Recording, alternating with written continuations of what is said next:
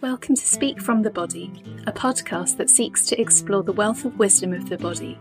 My name is Avni Trivedi, and I'm your host, as well as an osteopath, doula, and movement teacher.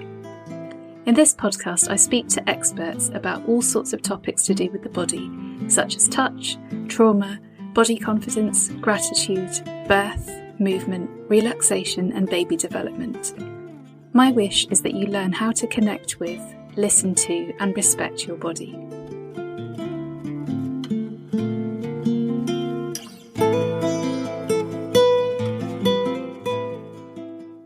Today's episode is with Julie Wright. Julie is an entrepreneur, sleep ambassador, and author of The Natural Sleeper, a bedside guide to complementary and alternative solutions for better sleep. Julie is also the chief sleep orchestrator and founder of We Sleep, a well-being provider focused on sleep deprivation and insomnia, to a wide range of organisations and business clients. In addition, Julie is an ambassador for World Sleep Day. Having battled with sleep issues for years, Julie embarked on a journey full of learning, discovery and therapeutic experiments to resolve them. She then started to re-energise sleep-deprived individuals by teaching them how to sleep better naturally for optimal physical and mental health. Great. I'd like to welcome Julie to the podcast. Hi, Julie. Nice to speak to you today. Hello. Good to speak to you as well.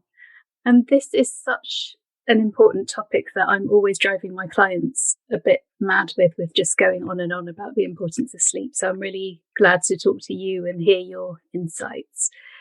And I wanted to start just by talking briefly about the importance of sleep and then what happens when we're sleep deprived. Yeah, it's quite a lot. Such a massive topic and subject. And thanks for having me. It is a popular topic. I'm not going to lie. A lot of people from different horizons are reaching out to understand sleep and how to get more of it. And I think the awareness around sleep deprivation and sleep loss or the lack of sleep is really hitting people hard, especially because of the pandemic at the moment. Where people have, for the most part, been sleeping worse. And some, very few percentage, sleeps better as a result. So it's interesting to see the impact that it has. But yes, I mean, sleep is such an essential part of our biological and physiological processes. And so if we lack it, it impacts our health, our physical and our medical and our mental health. And it has short-term implications, but also long-term implications. And so anything from, obviously on the short term, it's always easy to know, because if you wake up after a bad night's sleep, you know how you feel, struggling to concentrate, you're in a bad mood, just don't have any energy, you feel lethargic, perhaps depressed, struggling at work and being productive, struggling being patient with partners and kids. So these are all the very practical things. Also more difficult to do things that require attention and concentration, like driving, for example, more accidents linked to a lack of sleep. And so we're very aware of that, but I think what we're less aware of is the long-term impact of sleep deprivation, which links into our medical health, whereby we're 3 times more likely to have Alzheimer's in our older age. There's a link also between sleep loss and some forms of cancer, diabetes, cardiovascular diseases, strokes, the list goes on. So for some of them, it's not quite certain whether there's a direct cause, if it's a causal relationship, or if it's sort of correlational, and whereby, we're not sure if one causes the other, but there's definitely a link between lack of sleep and medical health. I also think that people underestimate the impact of snoring, and more specifically sleep apnea, which is the next level of snoring. And while that makes it might be a little bit funny to hear someone snore, actually if they do so too frequently or too heavily and they gasp for air, they're also impacting their medical health. And this is really something to be taken seriously and just important to go see your doctor to address this, and resolve these issues. I mean, I could go on and on. I am not a doctor or a scientist or a researcher, but I've worked with some, and I go to sleep medicine conferences as well when I'm hearing about all these studies that talk about how, negative the impact is and how important sleep is for your health, for our health. And so I just could only encourage people to pay more attention to it. The good news is people are, I think. Sleep is definitely buzzing in the press and in media in general, and people are finding out and learning more and more about it. So I'm an ambassador for sleep, and what I'm here to do is make people aware of why it's important, but actually what I'm really here to do is giving some ideas, some solutions, some tips, and some techniques, some therapies, and share what I know so that they could improve their sleep. And your approach, like your book that's just come out, The Natural Sleeper, is so broad. And I like how you split things into the self-care and the things that you would see a professional for, and the things that are intuitive and pragmatic. I thought that was a really nice distinction, because it can be so overwhelming, can't it? It is overwhelming. So yes, this is the book. So The Natural Sleeper. And where it came from is because I went on this journey myself, because I was struggling with sleep issues and sleep deprivation, which became insomnia and eventually became chronic insomnia over time. And I was looking for answers and solutions. And of course, I started with sleeping pills and, just went to the doctor, couldn't sleep, got my prescription and thought it would be a quick fix. And my experience with sleeping pills was awful. I had a really bad side effects. I didn't even go as far as experiencing addiction, which some people do. I didn't, because I didn't even go that far, because to begin with, sleeping pills made me so groggy, and it was so difficult to live and be a normal person. And so as I was looking for options and solutions, I looked into all areas. I looked into psychology. I looked into alternative and complementary therapies. I looked into technology. I looked into more behavioral approaches and lifestyle. I looked into as many options as possible, as long as they didn't involve taking a sleeping pill. And this is where the natural sleeper is coming from.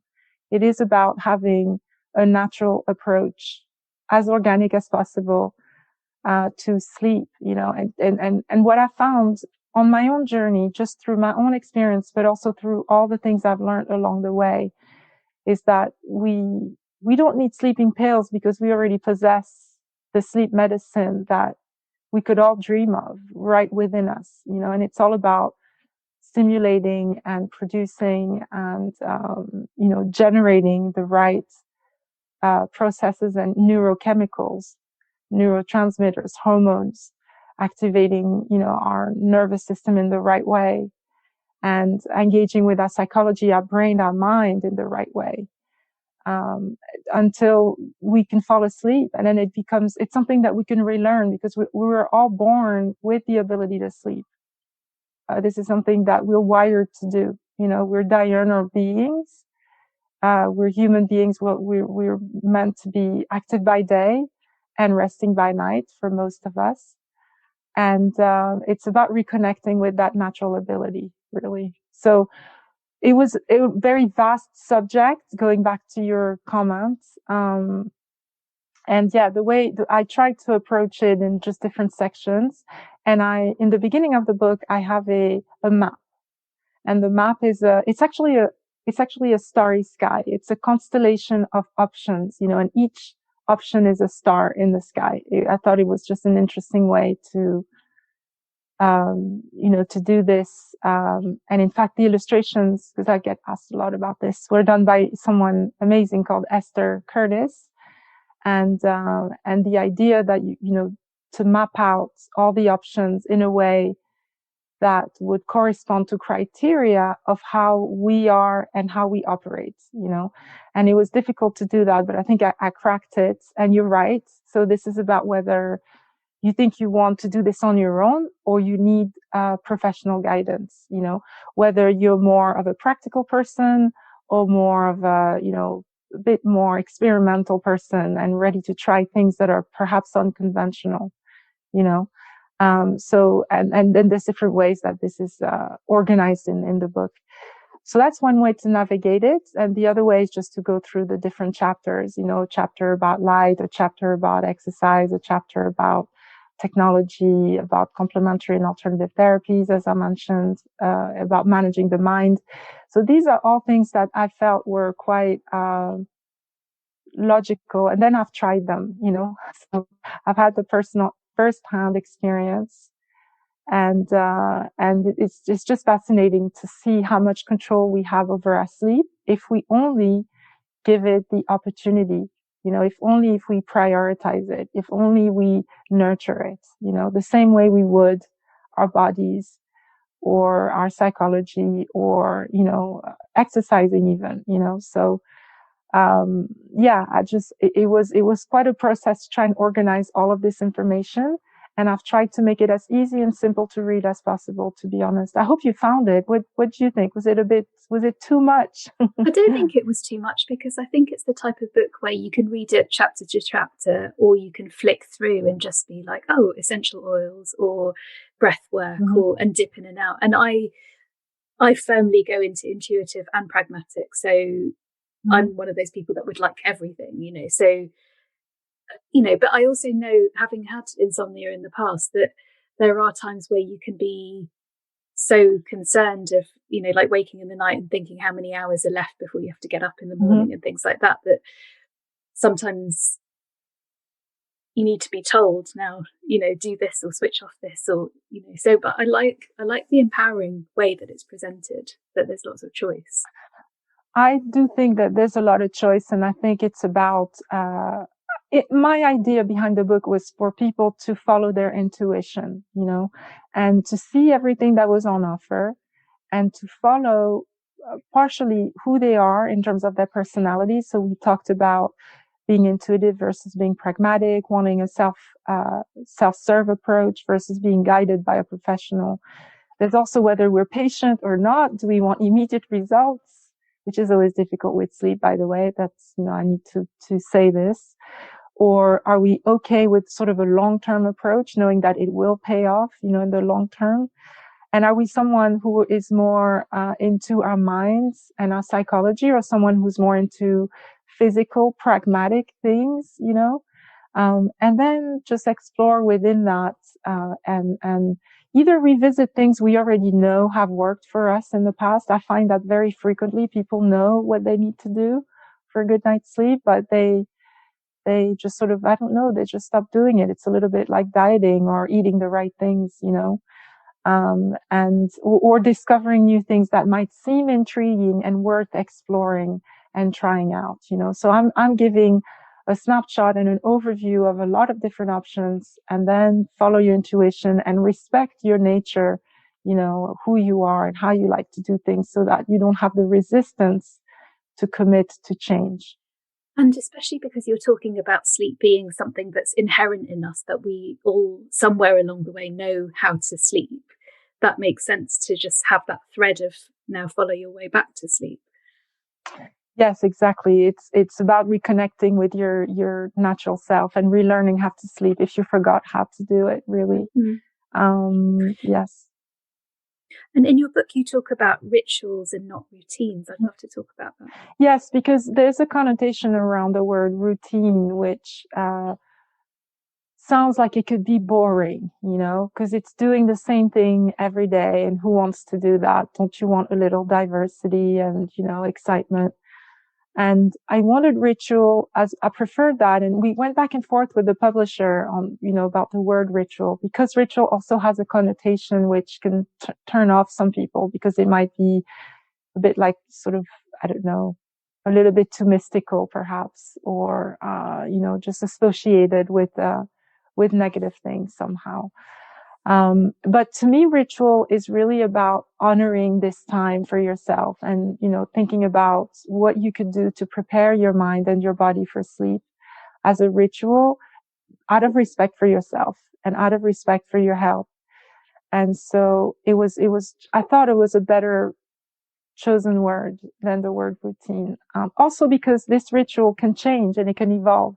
And again, because in the book there are so many different options, then you can just sort of swap and try different things if you start getting bored with it, But yes, I thought it just was a more inspiring word. Yeah, and that links to how you've talked about sleep being a pillar for health and not just an inconvenience, and not this marker of someone superhuman because they can do without sleep. Like, I used to aspire to people like Margaret Thatcher because she just, catnapped and didn't really get good sleep, but she had Alzheimer's as she got older. So, what might seem like a good thing doesn't necessarily pay off in the long term. Maybe not in the long term. Like I said, there's sleep. Clinical studies for sleep are not that old, so it's sort of like 10, 15 years of studies. Of course, the sleep has been looked into before that, but in terms of it being analyzed and studied, clinically speaking, it's relatively recent compared to other physical or medical conditions, if you will. And yes, so there's a connection between sleep and dementia, and more particularly Alzheimer's. And so, like I said, I think in the beginning, it's sort of 3 times more likely to experience Alzheimer's in older age. And this is because while you sleep, there's a cleansing process that takes place, cleansing the toxins in the brain, preventing the buildup of this protein that blocks our neural circuits and our ability to remember. And if you undersleep for a while, in your young age, then yes, it can impact you at an older age. And I'm trying to think where we started this. There is something you said in the beginning of what you just said that I wanted to address, and now I forgot what it was. But that's okay. We'll come back to it. Is it about sleep as an inconvenience? Or? Oh, yes. So important. Yes, I think for a long time, sleep was considered to be in the way of life, in the way of achieving, in the way of, accomplishing big things. And, sleep is for the wicked, or I'll sleep when I'm dead. And I keep saying, sleep is not for the dead. Sleep is for the living. It allows us to live our lives even more. It gives us the energy, the clarity of mind, and the health that we need to actually deliver our best work and be our best selves, in life. So, yes, I think that was sleep is an inconvenience. It's something that actually I was inspired by one of my mentors in sleep. His name is Dr. Neil Stanley, he's from England. And in his talks, he always says that, that people think that sleep is an inconvenience, and it's not, so that's something I really wanted to quote him on this, because it is not an inconvenience. And if anything, you should give yourself the opportunity to sleep, because you'll have such beneficial results. What's your view about sleep trackers and sleep tech? Because a lot of people get really into how deep their sleep was and what time they woke up and all that stuff. Yes, and it's funny. I have right now a Fitbit myself at the moment, and I've used trackers since early days, to be honest. So I can see the benefit from it, because there is something about self-monitoring, which is something that I advise, and I talk about it in the book, which starts with a sleep diary. And actually, I if someone's interested in the sleep diary, they can go to the website and, contact me, and I can send it to them. It's a questionnaire, basically, that you fill out for 7 days or 14 or 21 days. And you think about how you've spent your days and how you spent your evenings, and you track it, but it's a bit more objectively and manually. When I say objectively, I really meant subjectively, so it's sort of you answering questions about your days and your nights, because what you choose to do during the day, or what happens to you during the day, will impact how well you sleep. Now, trackers also play a role, I think, in monitoring how we sleep. And it's important. It's nice to have that information, but what's important to know is that the data from these trackers is not entirely accurate. And so there's a bit of a debate. I think it gives you some information, but you should not obsess over it. You should not take it for, as a sleep Bible of all answers to your sleep. It is mostly based on movement. Some of the trackers also measure your heart rate and heart rate variability or body temperature, and that could help perhaps a little bit more. But the only true way to track sleep properly is in a sleep lab, in a sleep clinic, where you're being wired and actually measured, properly from head to toe, literally. And that's the only way to truly measure your brain activity and your muscle and, activity, your eye movements. Sleep trackers give you some information, but don't rely on it entirely. And specifically, do not obsess over it. Just know that this is a piece of information in the whole puzzle. What's important is to understand how you feel when you wake up, and do you feel refreshed? Do you feel like you've slept sufficiently? And if you do that, you already remove a lot of the anxiety around sleeping well or sleeping sufficiently or having had enough deep sleep, or light sleep or REM sleep. And just rely on your own ability to judge how you feel to begin with, rather than obsessing over trackers and the data that they provide. And you talk about meditation, which I just love that term. I wanted to ask more about it. What is it and how do you do it? Yes. So meditation is not a term that I invented. I really wish, this is, I've been asked this in quite a few interviews. So this is a term that was invented, or I guess created, by Lawrence Shorter, who wrote a book called The Lazy Guru. He meant meditation in a different way than I do, but I borrowed his term because I thought it was a great term as well. In his book, it's about the mindlessness as opposed to mindfulness that you would experience in the morning when you wake up and you're still in bed and you sort of get a bit lazy and complacent and stay in bed, and enjoy that moment as a great way to start the day.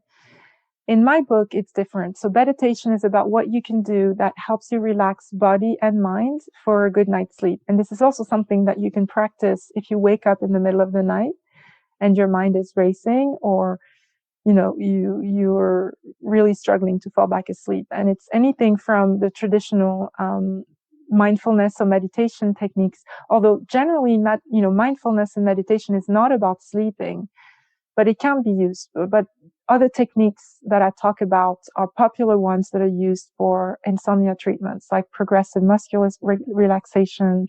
I talk about yoga nidra as well, which is a type of preparation for sleep and recovery, and it's often practiced at the end of yoga sessions. But I encourage people to think about the poses while they're in bed. Things like about body scanning as well, and there are other techniques that I explain in the book. So definitely have a look at in terms of the different ideas of what can help relax your mind and your body while you're in bed, and that is linked somehow to meditative approaches and techniques, if you will. But it's, they're not all pure meditation. They are about either relaxing the mind, focusing the mind, or helping the mind get quiet. So yes, meditation, it's my take on it. Mm-hmm. And you talk also about how the environment makes an impact on sleep. So creating like a cocoon, what would be simple ways that someone can make that space more restful? Yes, I mean, I obviously I give all the standard advice that everyone hears about, whether it's keeping the room dark and completely pitch black when you're sleeping, and temperature controlled between 16 and 20 degrees Celsius, 60 to 67 degrees for those in the US, in Fahrenheit degrees. And, things like making sure the noise level is completely down under 30 decibel, which is the sound of someone whispering. And also making sure that your room is comfortable, inviting, that you feel safe in your bedroom, really important, and dedicating your bedroom for sleep and not for work or recreation or entertainment. Especially if you struggle a lot with sleep, it's a good idea to make that subconscious association between sleep and the bedroom by removing any other activity. So that's the stuff that you You definitely hear a lot already. I think people know, but they forget to do all of this. I mean, I introduce the concepts about, in my book, The Natural Sleeper. I introduce other concepts about thinking about feng shui, as an approach to organize your room in a way that it feels amazing when you walk in it. I talk about the color schemes that you use, and think about what makes you feel peaceful. And also the materials and that you use in your bedroom, and sticking with natural materials as much as possible. But again, it's a subjective decision. So yes, so there's different approaches, but I think it's whatever works for you. Like I don't mean to impose anything on anyone or saying that my way is the right way. I'm offering a number of solutions, and what I'd like is for readers to pick what works for them, and what makes them feel peaceful, relaxed, and also removing stimulation, which is essential for a good night's sleep. Yeah, and this is the third lockdown where we're speaking right now, and I've been speaking to so many clients about how there's not enough of a kind of container between work and home life right now. So, people are often working in their bedroom or trying to relax in their bedroom before, watch some Netflix and things like that. So it's not a surprise that the lines just get blurry, and they do. Relaxation doesn't happen as well as it could do. They certainly do. I did an IG Live not long ago with a business coach, Delphine, who's a business coach for women. And the theme that we chose for our talk was about boundaries and sleep. And because I'm definitely a big believer of reinstalling boundaries for better sleep. And the way I broke it down, because when I thought about it, I thought about what they should be, and, how to implement it. And I broke it down in three categories: the boundaries around time and how you spend your time and when, the boundaries about space, which is about where you do what, and then the boundaries about lifestyle and the choices you make during the day. And I think it's important that just like you would set boundaries for your eating habits or your exercise habits or your work habits even, it's important to think about how you can create these boundaries so that the brain understands the difference between activity and rest, and that it doesn't become a continuous flow, because then it won't know when to stop. So, time can be done with reminders and, using scheduling, of course, and space is really about like what I mentioned before about the subconscious association between sleep and the bedroom. And so, making sure that you work outside of your bedroom. So I know there's a new popular term that, actually, I think it existed already, but the pandemic made it even more popular, which is working from bed, as opposed to working from home.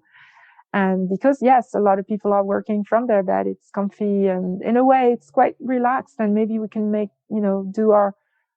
can be more creative. Perhaps we can give our most creative work or more relaxed and able to do more. Why not? But it's true that if you suffer from a sleep issue, that's something you need to watch out for. If you don't, and you're a good sleeper, then I wouldn't worry too much about it. But start observing if there's any changes in your sleeping patterns, and also obviously working from bed is also not also great for ergonomic reasons, and sort of you can have more back and neck pain. So just be aware of that as well. But, yes, also I think what's happened with the pandemic is the fact that people spend less time outdoors. And to produce melatonin, which is the sleep hormone we need to fall asleep and also stay asleep, we need exposure to daylight, natural daylight, as much as possible, but a minimum of half an hour to an hour outdoors every day. And I think making sure that you have that walk outdoors and, take a break and go on a walk outside, even if it's raining, even if it's cloudy, would make a very big difference on most people's sleep if they struggle with sleep issues. So, yes, I think boundaries around time and space, and of course, lifestyle, things like alcohol, right? So there's been and I was reading about this. I remember at the beginning of the pandemic, something like an increase of 30 or 40% of alcohol consumption since people work from home. And it's quite easy to grab a glass of wine while you're working. Why not? It's not going to completely impair you, and you can just keep working. But actually, these are also the types of habits that could impact your sleep at night, because alcohol helps you fall asleep, but it also impacts your sleep quality, during the night.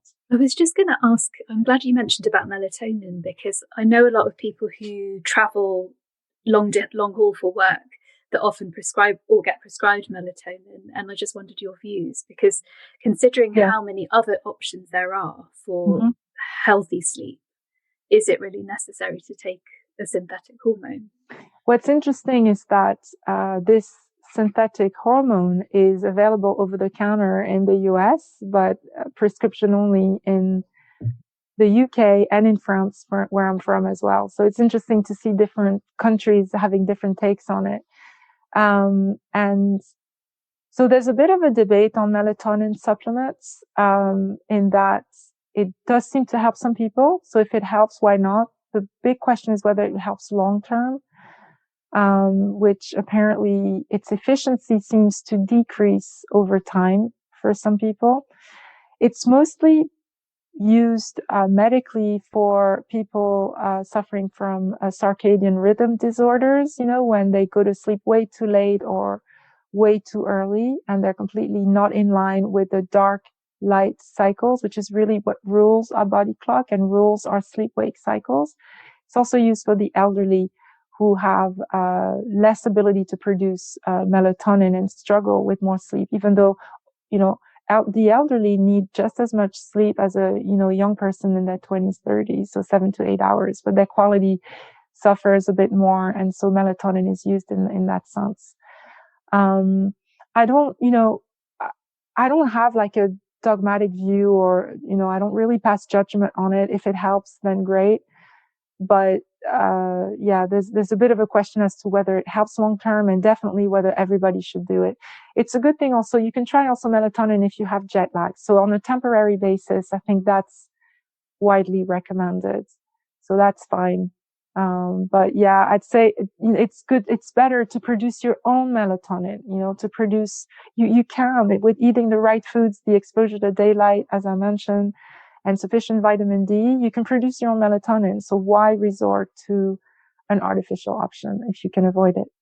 And you spoke about how sleeping tablets hadn't worked for you, but do you have any guidelines for at what point someone should see their doctor and consider more medical intervention for sleep issues? Yes, absolutely. I think, if I remember correctly, there's about 80 different medical sleep disorders, so it's sort of the real serious stuff that needs to be addressed medically, preferably by sleep specialists, in the medical fields, which there are not many, unfortunately, because actually sleep is not taught or studied a lot in a sort of a generalist doctor's curriculum. I think from what I heard, it's only half a day in the entire 7 or 8 years that a doctor is spent studying is dedicated to sleep at the moment. I'm hoping this is changing, especially with all the research that is coming out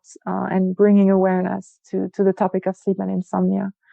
But things like narcolepsy, and if you fall asleep during the day, and it's more than napping, you literally switch off and you could just fall asleep wherever you are and you lose consciousness. Things like restless leg syndrome or periodic limb movement, which is, whether your arms or legs are restless and moving a lot during the night. Things like obstructive sleep apnea.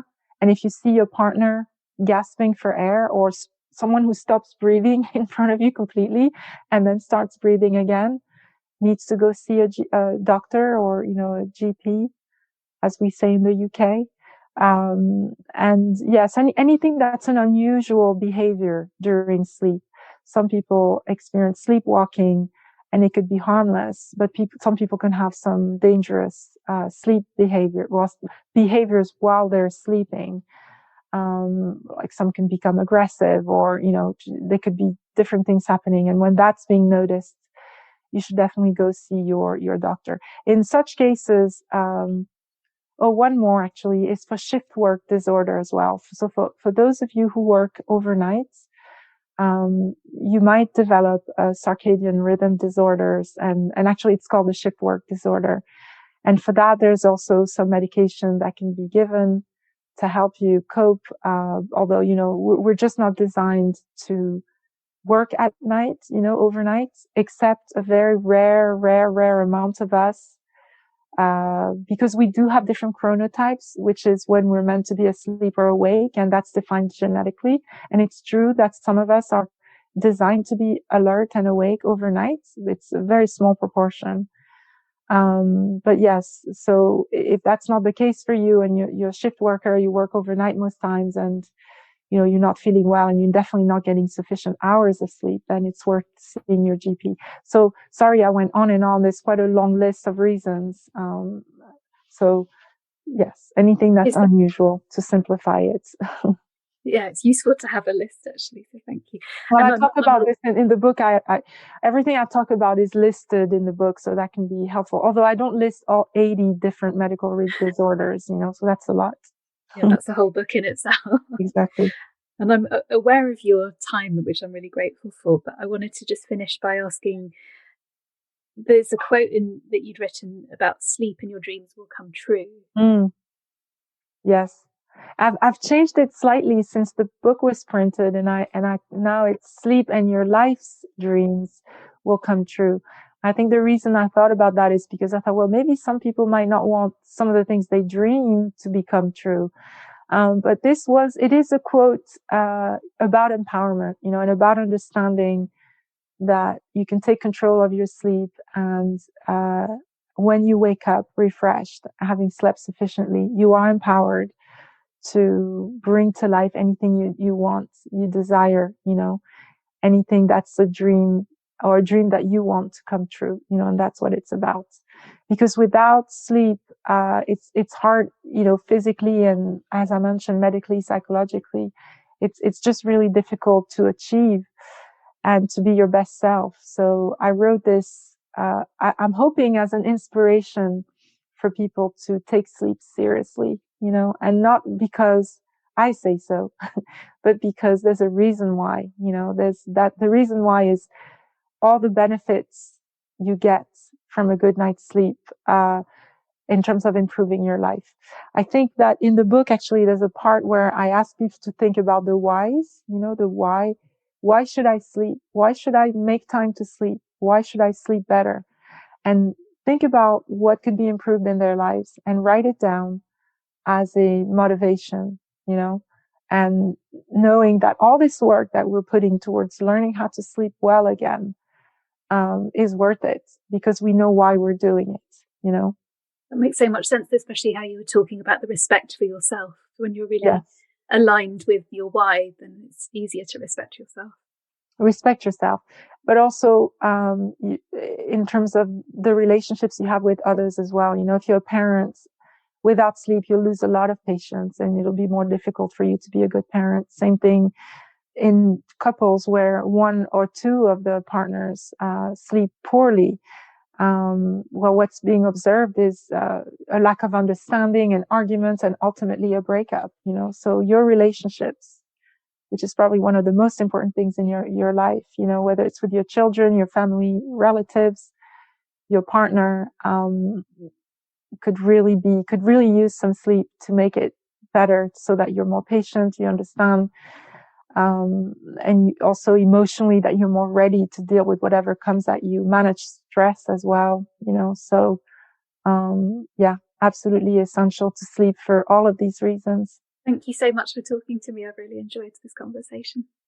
I was the one talking. I really enjoyed your questions, and they were, first of all, they showed me you read the book and that, you just picked on very interesting points, a little bit different than other interviews that I've done, if I'm honest. It was a mixture between, all the stuff about sleep, but also a little bit more, quite a lot of meaningful questions, which I appreciated. So thank you very much for that. And thanks for having me.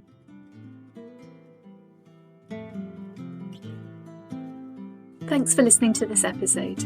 If you've enjoyed it, please send me a comment on Twitter or Instagram at AvniTouch. Subscribe to Speak from the Body on iTunes or wherever you listen to your podcasts. Go to avni-touch.com/podcast to get the show notes. And finally, please head over to iTunes to subscribe, rate and leave a review. It's very much appreciated. Thank you.